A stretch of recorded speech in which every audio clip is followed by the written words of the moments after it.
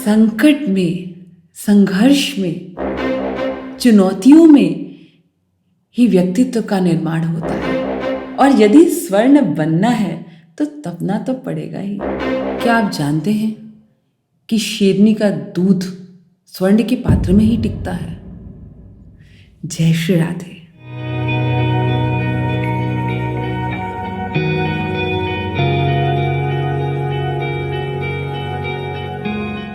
कई बार हम किसी काम को बार बार करते हैं लेकिन असफल ही होते चले जाते हैं और हम ईश्वर से गिला कर बैठते हैं कि वो हमारी मदद ही नहीं करता।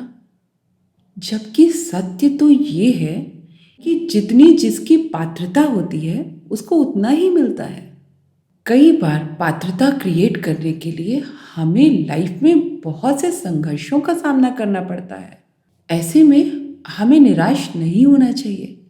यदि किसी ऐसे पायलट को एरोप्लेन उड़ाने के लिए दे दिया जाए जिसे अच्छे से उड़ाना ना आता हो, तो ऐसे में वो क्या करेगा?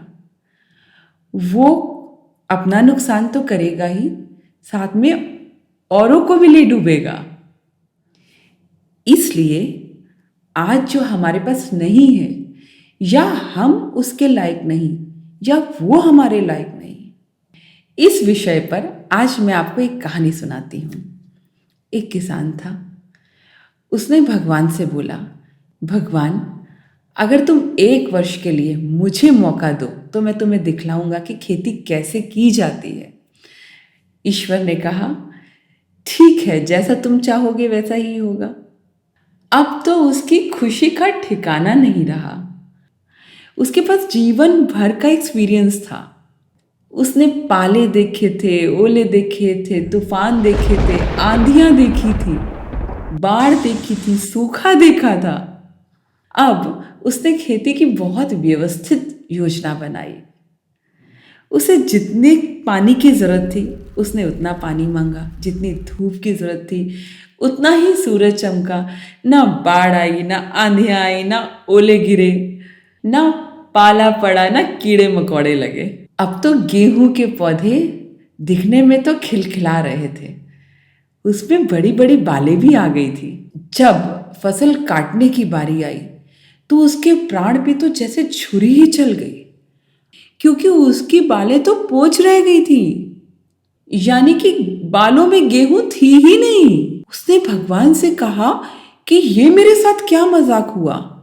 आकाश से खिलखिला कर हंसी हुई, क्या तू पागल है?